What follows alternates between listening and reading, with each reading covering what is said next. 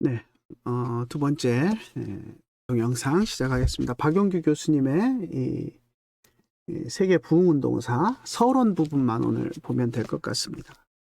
앞에 강의가 제가 생각했던 것보다 조금 시간이 길어졌는데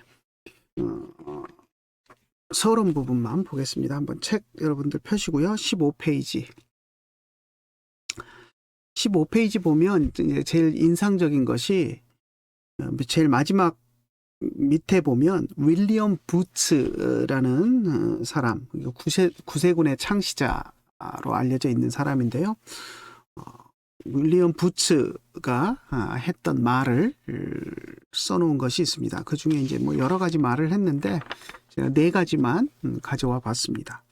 성령이 없는 종교. 그러니까 이 시대를 바라보면서 20세기를 바라보면서 했던 말인데 20세기 교회를 바라보면서 성령이 없는 종교다라는 말을 했습니다. 그리고 그리스도 없는 교회, 회개 없는 용서, 거듭남 없는 구원, 이런 것들이 이제 그 뒤에 몇 가지 더 나오는데 아무튼 이런 것들이 이 시대의 교회의 현 주소다라고 이렇게 이제 표현을 하고 있습니다.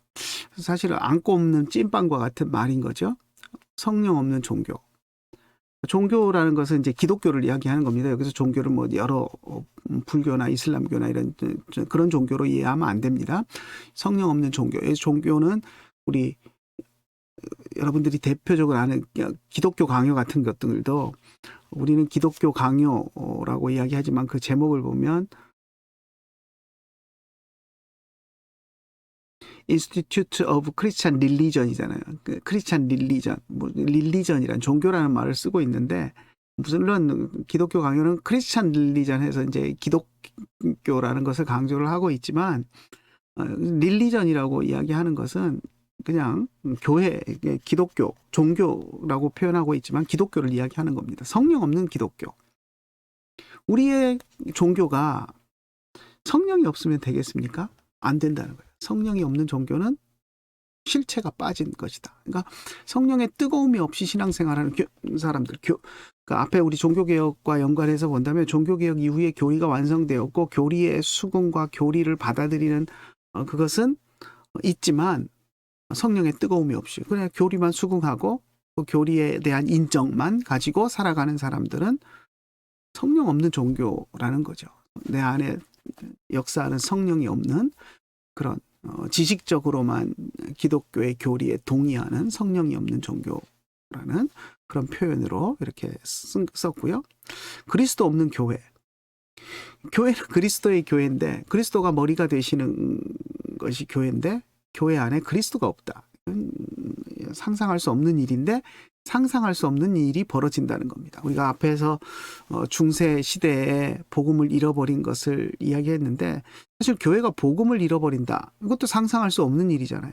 교회는 복음으로 시작됐고 복음을 전파하는 것으로 교회가 생겨났고 그 교회의 사명이 복음을 전파하는 건데 복음을 잃어버리고 말도 안 되는 공로주의적인 것들을 쌓아가지고 공로를 쌓아서 구원받는다라는 말도 안 되는 걸 갖다 놓고서는 실제 예수님이 우리에게 말씀하시고 하나님이 우리에게 주시는 예수 그리스도의 은혜로 구원받는 복음은 없어져 버린 그런 교회였던 것처럼 그리스도 없는 교회, 말도 안 되는 거지만 교회 안에 그리스도가 없다는 거예요. 사회 복음을 이야기하고 사회 프로그램, 사회를 선하게 하고 이웃을 돕고 막 이런 얘기만 자꾸 하면서 자녀들 교육을 시키고 복 받는 이야기만 하고 하면서 그리스도가 없어져 버린 교회는 잘못됐다라고 우리의 영적 교회의 현실을 이렇게 표현했다는 거고요. 회개 없는 용서. 하나님 앞에 용서해달라고 기도하고 하지만 자신의 죄가 무엇인지 통렬한 가슴을 치는 회개는 없다는 거죠. 그게 과연 가능한 것인가? 회개가 없는 용서. 물론 우리가 기억 못하는 죄가 있을 수 있어요. 그죠? 기억 못하는 죄도 우리가 기억 못한다고 기억 못해서 회개를 못했다고 하나님이 용서해 주시고 용서해 주시지 못하는 것은 아니지만 우리가 기억 못하는 죄도 하나님이 우리의 죄를 사하시고 용서하시지만 그래도 우리가 우리의 죄를 떠올리고 그 죄를 회개하는 것이 필요한데 우리의 신앙에는 필요한데 그러면서 하나님 앞에 용서를 구하고 하나님 앞에 나아가야 되는데 회개는 하지 않으면서 하나님이 내 죄는 다 용서해 주셨다. 회개는 하지 않는 그런 기현상들이 우리에게 일어난다는 거죠. 거듭남 없는 구원. 구원을 받았다고는 이야기하는데 거듭남이 없어요. 여기서 다 모순적인 이야기인데 우리 교회가 그렇게 모순에 빠져 있다라는 그런 표현입니다. 그러면 이것을 해결하려면 어떻게 해야 되느냐? 결국 영적 각성이 필요하다라는 거죠. 다시 잃어버린 것들을 회복하는 영적인 각성이 필요하다. 그것을 우리 박용규 교수님은 또 부흥이라는 말로 또 표현을 하고 있습니다. 17페이지 볼까요? 17페이지도 비슷한 맥락에서 말을 하고 있는데요. 17페이지 두 번째 문단에 보면 오늘날 우리가 직면한 심각한 문제는 그리스도인들과 심지어 목회자들이 성령을 거스리는 일을 스스럼 없이 범하고 있다는 사실이다 라고 이야기합니다. 오늘날 심각한 문제, 그리스도인들이 성령을 거스린다. 성령을 따라 살아야 하는 그리스도인들이 성령을 거스른다. 특히 목회자들도 그렇다. 교인들을 지도해야 될 입장에 있는 목회자들이라면 성도들이 성령을 거스르더라도 목회자들은 성령을 따르면서 성도들을 다독거려서 성령을 따르도록 해야 지도해야 될 사람들인데 목회자들조차도 성령을 거스르는 일들이 일어나고 있다. 이게 오늘날의 심각한 문제다. 여러분 뭐 이제 신학을 하시니까 다 목회자가 되실 분들인데 목회자들이 성령을 거슬러서는 안 된다라는 거죠. 물론 우리 그리스도인들이 모두 다 성령을 거슬러서는 안 되지만 특히 더 목회자들은 그렇다. 목회자가 될 여러분들도 그렇다라는 것을 생각을 했으면 좋겠습니다. 그 다음에 나오는 표현은 말은 맞는데 조금 저는 거북스럽습니다. 왜 그러냐면 이제 구약 시대에는 성부를 거역했다. 신약 시대에는 성자를 거역했다. 교회 시대에는 성령을 거역하고 있다. 우리가 이제 성령을 거역하고 있다라는 표현을 이렇게 이제 나눠서 쓰고 있는데 구약 시대에는 성부를 거역했고 신약 시대 이 땅에 오신 예수님을 거역했고 오늘날은 성령을 우리 안에 내주하시고 우리를 인도하시는 성령을 거역한다 이렇게 이제 표현했는데 뭐 틀린 말은 아니에요. 그런데 조금 거북스러운 것이 세대주의자들이 이렇게 이제 시대를 나누잖아요. 그래서 구약은 성부의 시대, 신약은 성자의 시대, 오늘날은 교회 시대는 성령의 시대, 뭐 이래갖고 나누어서 이제 표현하면서 신학적인 문제들이 불거져 나오는 것들이 있기 때문에 굳이 이런 표현을 쓸 필요가 있을까 하는 생각을 해봅니다. 삼위일체 구약 시대에도 우리가 삼위일체 하나님을 거역한 것이고 신약 시대에도 성자를 예수님을 거역한 것은 삼위일체 하나님을 거역한 것이고 교회 시대에도 우리가 뭐 성령을 거역한다는 표현을 쓰지만 성령만 거역하고 성자나 성부는 거역 안 한 게 아니잖아요. 성령을 거역하면 삼위일체 하나님을 거역한 게 되는 거니까 그냥 하나님을 거역했다. 그냥 성령을 거역했다. 구약 시대에도 하나님의 영을 거역했고 신약 시대에도 성령을 거역했다 해도 되는데 굳이 이렇게 나누어서 성부, 성자, 성령을 시대별로 나누어서 표현하는 필요가 있을까? 좀 그런 면에서 조금 세대주의적인 물론 우리 박영규 교수님이 세대주의자는 아니지만 표현하는 것이 세대주의 냄새가 좀 나서 좀 거북스럽습니다. 하지만 이제 어떤 의도로 말씀하셨는지를 우리가 이해하면 될 것 같습니다. 그 다음에 18페이지를 보면은요, 한국교회의 총체적 위기를 이야기합니다. 한국교회와 사회는 총체적 위기를 만났다. 이렇게 이제 이야기를 하시면서 세 번째 줄에 보면 오늘날처럼 부흥이 절실하게 요청된 시대는 없다라고 이야기를 합니다. 이 표현이 오늘날 우리가 총체적인 난국이다, 위기다라는 것을 이렇게 표현한 겁니다. 왜냐하면 제가 이제 밑에다 제 각주를 달았는데 죄가 많은 곳에 부흥이 요구되기 때문에 항상 죄가 많은 곳에는 부흥이 요구됩니다. 그런데 오늘날처럼 부흥이 절실하게 요청된 시대는 없다라는 표현에 역설적으로 오늘날 죄가 너무 만연했고 오늘날처럼 죄가 많은 시대가 없다. 총체적인 위기의 시대가 되었다. 그러니 부흥이 절실히 요청된다. 이런 표현을 쓰고 있습니다. 여러분들이 지금 MDB를 하면서 이제 목회자가 되려고 하는 그 길을 가시는데요. 물론 여러분 가운데는 혹시라도 목회자가 되려는 소명 없이 그냥 공부 한번 해보자, 신학 공부 해보자 하고 공부를 목적으로 오신 분도 있을 수는 있어요. 하지만 여러분 대부분이 MDB를 하시는 것은 이제 목회자가 되기 위해서, 교회를 살리기 위해서, 교회 지도자가 되기 위해서 오신 것인데, 오늘날 우리가 살아가는 이 시대의 교회가 부흥이 요청되는 시대고, 그만큼 죄악에 노출돼 있고 죄악에 물든 시대가 되었다. 교회가 타락한 시대가 되었다.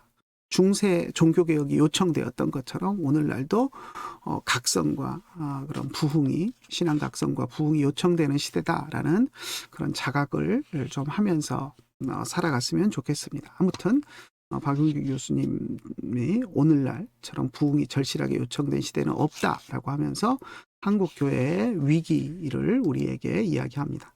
19페이지 볼까요? 19페이지 마지막 문단 보면 밥 그리핀이라는 사람이 한 말을 써놨습니다. 부흥은 어렵고 어둡고 도덕적으로 쇠퇴하고 민족이 순환당하는 절망의 때에 시작되었다. 부흥은 어려운 때에 시작되었고, 부흥은 어두운 때에 시작되었고, 부흥은 도덕적으로 쇠퇴한 시대에 시작되었고, 부흥은 민족이 순환당하는 절망의 때에 시작되었다라고 이야기합니다. 그래서 이런 어려운 시기에 부흥은 요청되었고 부흥이 또 일어나게 된다.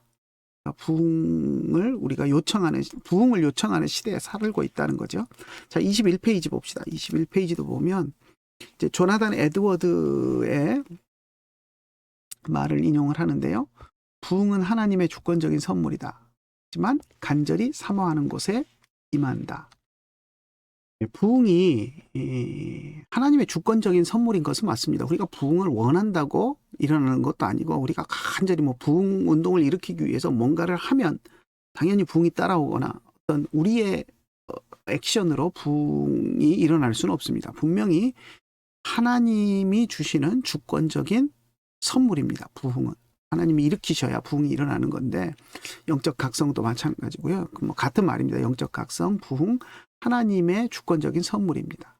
그건 분명하지만 하나님이 주권적으로 그 선물을 주실 때 간절히 사모하는 자들에게 주신다는 거예요. 간절히 사모하는 곳에 하나님의 주권적인 선물, 은혜로서의 부흥이 임한다. 우리가 이제 은사도 그런 측면이 있는 것 같아요. 우리가 이제 방언에 대해서 교단마다 좀 다른 시각들이 있고, 심지어는 이제 극단적인 보수 성향을 드러내는 그런 교단들에서는 오늘날 방언은 없다, 이렇게까지 이야기하는 분들도 있는데, 그건 제가 볼 때 너무 과격한 것 같고요. 분명히 방언이 하나님이 주신 은사로서 있습니다. 그런데 우리가 보면 장로교에서는 방언 하시는 분이 덜어 있지만 방언이 거의 없습니다. 근데 순복음이나 침례교나 이런 쪽에는 방언 하시는 분들이 참 많아요. 어지간하면 다 방언합니다. 그런 것들을 보면 이게 방언을 은사라고 생각했을 때 왜 그러면 장로교에는 이 방언의 은사가 없고 순복음이나 침례교단의 성도들에게만 나타나는 현상이냐? 이걸 생각을 해보면 여기에 답이 있는 것 같아요. 간절히 사모하는 곳에 임한다. 분명히 하나님이 은사를 주시지만 방언을 별로 그렇게 중요하게 여기지도 않고, 방언의 은사 그거 별거 아닌 거로 생각하고, 심지어는 방언의 은사는 없다까지 이야기하는 사람들에게 방언을 안 주신다는 거죠. 근데 이제 그럼에도 불구하고 강권적으로 주시기도 하지만 반대로 이제 옆에 방언하는 사람들, 방언으로 기도하는 사람들을 보면서 그것을 은사로 생각하고 간절히 사모하며, 나도 그런 은사를 체험하게 해달라고 간절히 기도하는 사람들에게, 간절히 사모하고 원하는 사람들에게 하나님이 또 방언을, 은사를 주신다라고 생각할 수 있을 것 같아요. 그래서 그런 것들을 생각한다면 부흥도 마찬가지로, 부흥이 전적으로 하나님의 은사고 주권적인 선물이지만, 우리가 우리의 연약함, 우리의 죄악됨을 깨닫고, 또 우리의 교회에 타락하고 변질된 모습을 깨닫고 간절히 하나님의 부흥이 이 땅에 임하기를 사모할 때 부흥을 하나님이 주신다라는 그런 측면이 있습니다. 그래서 지금 제가 밑에 이제 줄을 달아봤는데 죽어가는 한국교회가 지금 사실 고사돼 가고 있지 않습니까? 죽어가는 교회, 한국교회를 살리는 것도 영적인 각성 운동 외에는 사실 답이 없습니다. 그렇기 때문에 우리가 특히 목회자가 될 여러분들이 이 영적 각성운동 부흥을 간절히 사모하는 그런 사모함이 있어야 됩니다. 그래서 여러분들이 좀 그런 사모함이 있었으면 좋겠고요. 이번 학기 이 수업을 들으면서 그런 사모함이 간절해졌으면 좋겠습니다. 자, 23페이지 봅시다. 23페이지 보면 두 번째 문단, 넷째 줄이죠. 맨 위에서 넷째 줄, 두 번째 문단 시작되는데 보면 허드슨 테일러라는 사람의 말을 인용을 해놨습니다. 기도의 영은 본질적으로 부흥의 영이다. 그러니까 기도하라는 거죠. 부흥을 위해서는 기도해야 된다. 기도의 영이 부흥의 영이다. 그렇죠? 기도의 영은 성령이고 부흥의 영도 성령이니까 결국 하나의 영인데 기도의 영은 본질적으로 부흥의 영이다. 그래서 기도할 때 성령이 우리에게 부흥을 주신다라는 그런 의미로 기도의 강조점을 둔 그런 표현이다라고 생각할 수 있습니다. 그리고 몇 줄 더 내려가 보면 윌리엄 체프만이라는 사람의 말을 또 인용을 해놨는데요. 기도하지 않는 것. 미국에서 가장 큰 죄는 살인, 간통, 강간도 아니고 바로 기도하지 않는 것이다 라고 말했습니다. 그러니까 기도가 얼마나 중요한가 하는 것들을 우리 신앙생활에서 특히 부흥을 갈망하는 사람으로서 영적 부흥을 갈망할 때 기도가 얼마나 중요한 것인가 하는 것을 이렇게 표현해 놨습니다. 그 마지막 문단에도 보면 시작할 때 인용구 나오는 거 그 다음에 보면 교회가 가장 우선시해야 할 일은 기도하는 일이다 라고 해서 기도를 강조를 했습니다. 그리고 이제 계속 그 다음 페이지부터 기도를 강조를 하는데요. 29페이지에도 보면 29페이지 보면 밑에서 둘, 넷, 다섯 번째 줄 기독교 역사에 나타난 모든 부흥은 언제나 기도를 통해서 점화되었다. 그래서 기도가 부흥 운동에 있어서 부흥에 있어서 기도가 얼마나 중요한가 하는 것을 이야기하고 있고요. 32페이지도 보면 32페이지 맨 밑에 줄이죠. 각주가 밑에 잔뜩 있고 바로 그 위에 보면 기도가 없는 부흥이 존재한 적이 없다라고 이야기합니다. 기도가 없는 부흥은 존재한 적이 없다. 기도가 없는 부흥 현상이 일어난다면 그건 가짜라는 거죠. 그래서 기도가 없는 부흥 현상은 일어날 수 없다. 기도가 부흥 운동에 우리 영적 각성에 기도가 얼마나 중요한 역할을 하는가 하는 것들을 이야기하고 있습니다. 이제 요거는 이렇게 되는데 기도를 이야기하는데 자, 그 앞에 봅시다. 다시 29페이지로 가보면 29페이지부터 보면 영적 대각성을 위한 제언. 그래서 이게 첫 번째가 이제 기도해야 된다라는 것에서 이제 기도의 중요성. 앞에서 기도의 중요성을 계속 말하다가 여기서도 이제 이야기해서 제가 연결해서 말씀을 드렸는데 여기는 좀 떨어뜨려서 다시 봅시다. 29페이지부터 마지막 41페이지까지 보면 이제 박은규 교수님이 그 영적 각성을 위한 제언을 우리들에게 합니다. 그래서 영적 각성을 위해서 우리가 어떻게 해야 될까? 영적 각성 운동이 일어나려면 우리 교회가 갱신하기 위해서 영적 각성이 필요한데 이 영적 각성, 부흥을 위해서 우리가 어떻게 해야 될까 하는 것을 이제 학자적인 마음으로 제언을 하는데요. 첫 번째, 기도해야 된다라고 이야기합니다. 29페이지 보면 두 번째 문단에 첫째, 한국교회가 주님을 의지하는 가운데 하나 되어 이 땅의 영적 대각성 운동이 임하게 해달라고 기도하는 일에 힘을 모아야 한다. 기도해야 된다는 거죠. 한국교회가 하나님 이 땅에 부흥을 주십시오. 우리가 영적으로 나태해 있는데 영적으로 각성할 수 있도록 모든 성도들이 영적으로 회복될 수 있도록 해주십시오 하고 기도해야 된다라는 것이고요. 그리고 두 번째, 말씀 선포가 있어야 된다라고 얘기합니다. 그냥 말씀을 제외해놓고 기도만 한다면 다른 종교와 다를 것이 없잖아요. 물 떠놓고 정한산 그릇 떠놓고 기도하는 거하고 우리가 기도만 한다면 다를 것이 없잖아요. 그래서 우리가 기도가 중요하긴 하지만 기도만이 아니라 말씀이 또 우리에게 있어야 된다라고 이야기합니다. 그래서 33페이지에 보면 밑에서 셋째 줄에 담대한 말씀 선포가 강단에서 이루어져야 된다. 하나님의 말씀을 들어야 된다라는 것이고요. 말씀을 읽고, 그러니까 부흥운동에는 기도만 하는 것이 아니라 늘 말씀을 읽고 같이 말씀 함께 읽고 묵상하고 기도하고 하는 가운데 그런 영적 각성 운동들이 일어났습니다. 종교개혁도 마찬가지잖아요.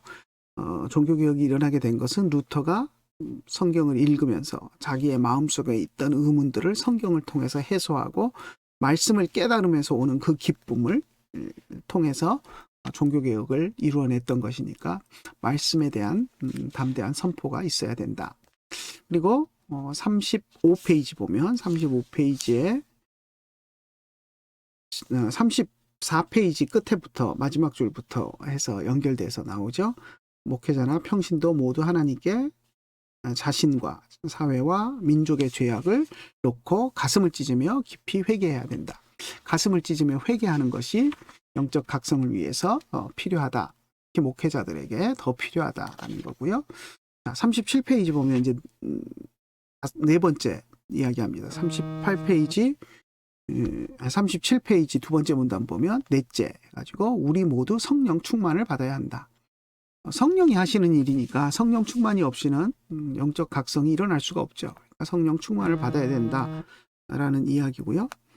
다섯 번째 그 밑에 보면 37페이지에 교회사 속에서 교훈을 찾아야 된다는 이야기를 합니다. 우리 모두가 기독교 2000년 역사 속에서 끊임없이 부어주신 놀라운 부흥운동과 영적 각성운동에서 역사적 교훈을 얻어야 한다.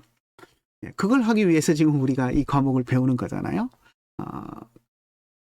경건주의로부터 시작해서 이제 기독교 역사 2000년이라고 여기서는 이야기하고 있지만 물론 2000년 역사 속에 있는 모든 영적 부흥운동을 우리가 다 보면 더 좋겠지만 일단은 종교개혁 이후에 15세기, 16세기부터 해서 오늘날까지 한 500년 역사 되나요? 그럼 이제 한 500년 역사 되는 그 과정 속에서 있는 부흥운동들을 우리가 고찰을 함으로써 이제 역사적 교훈을 얻어내야 됩니다. 그래서 교회사 속에서 영적 각성 운동에 대한 교훈을 얻어야 된다.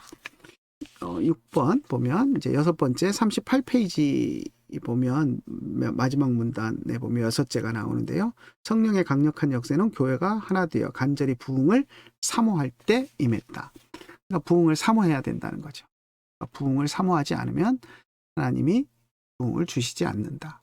물론 강건해서 주실 수 있어요. 그렇지만 더 많이 우리가 부흥을 정말 일으키기를 원한다면 간절히 사모함으로써 하나님께서 우리에게 부흥을 주시도록 간절히 사모하고 기도해야 된다라는 것과 통하는 것이 있지만 아무튼 우리 안에 사모함이 있어야 된다는 겁니다. 영적 각성이 꼭 필요하고 우리 시대에 있어야 된다라는 사모함이 있어야 된다. 그리고 일곱 번째 39페이지죠. 마지막 문단에 보면 중간 조금 밑에 마지막으로 해가지고 이제 일곱 번째를 이야기합니다. 마지막으로 목회자 자신이 먼저 회개하고 은혜를 받아 영적 각성을 체험해야 된다. 교회 전체가 영적 각성을 체험하기 위해서는 물론 목회자가 아닌 다른 사람으로부터 시작할 수도 있지만 목회자가 먼저 영적 각성을 체험하고 그것이 성도들에게 보면 전염돼 나가는 그것이 가장 이상적인 것이라는 거죠. 왜냐하면 목회자가 영적 각성을 체험하지 못하고 성도들로부터 영적 각성을 체험하게 되면 목회자가 영적 각성 운동에 대해서 걸림돌이 될 수 있습니다. 왜냐하면 자기가 체험하지 못한 것을 교회 지도자로서 그것을 검증되지 않은 것을 놔둘 수가 없기 때문에 제재하게 되고 그래서 교회 안에서 부흥운동이 일어나는 것을 방해할 수 있는 소지가 되기 때문에 목회자가 먼저 영적 각성을 체험해야 이제 성도들 가운데 영적 각성 운동이 일어날 때 그것을 확 이제 밀어가면서 함께 그것을 불태울 수 있는 그런 원동력이 생겨납니다. 그래서 목회자가 될 여러분들이 간절히 부흥을 사모하면서 먼저 영적인 그런 각성을 체험하고 그렇게 하면 좋을 것 같습니다. 그래서 오늘 이제 종교개혁과 경건주의 운동을 좀 연결해서 종교개혁을 신앙 각성 운동의 차원에서 우리가 앞 시간에 보았고요.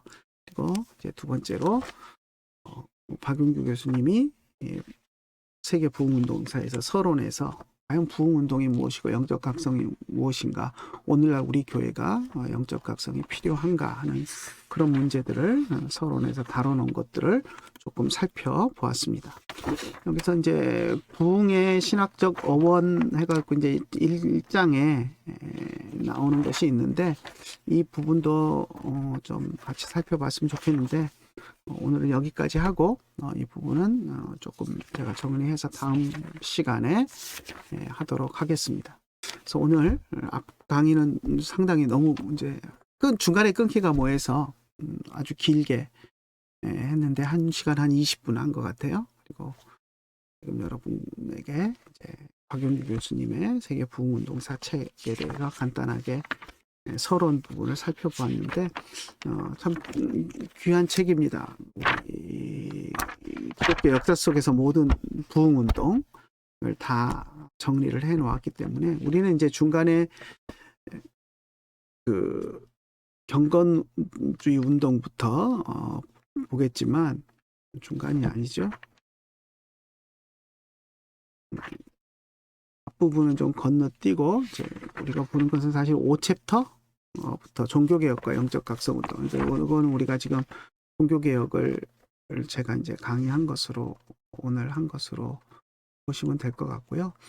그리고 이제 그 5챕터 이후로만 종교개혁 이후의 부흥운동들만 우리가 보고 있지만, 앞에 부분도 여러분들이 좀 시간을 내셔서 보시면 좋을 것 같습니다. 몇 챕터 안 되잖아요, 그죠?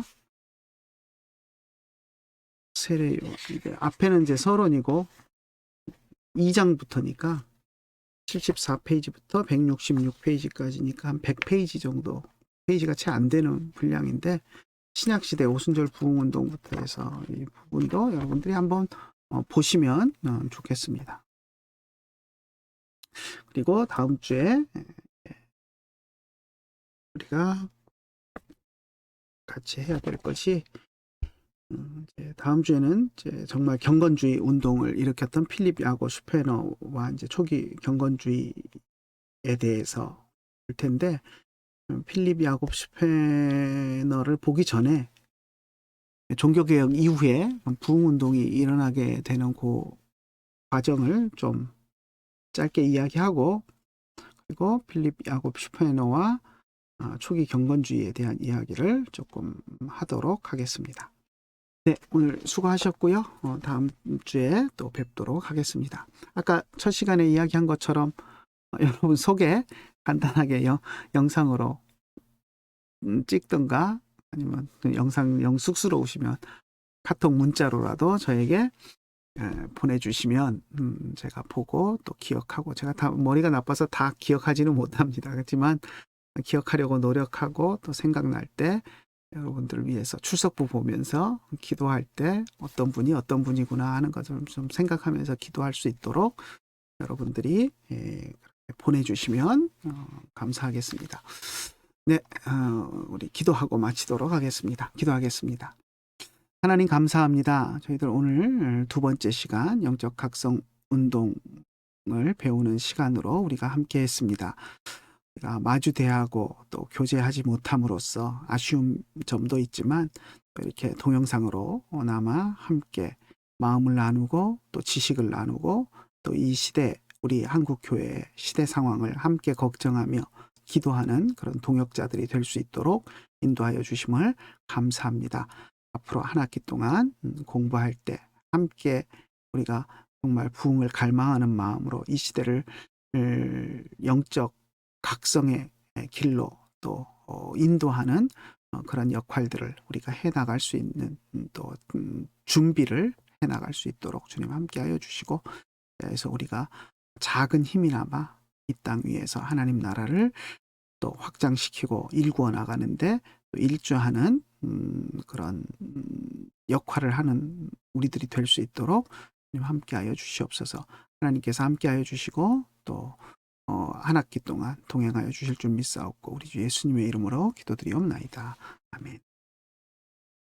네, 수고들 하셨습니다. 다음 주에 또 뵙겠습니다.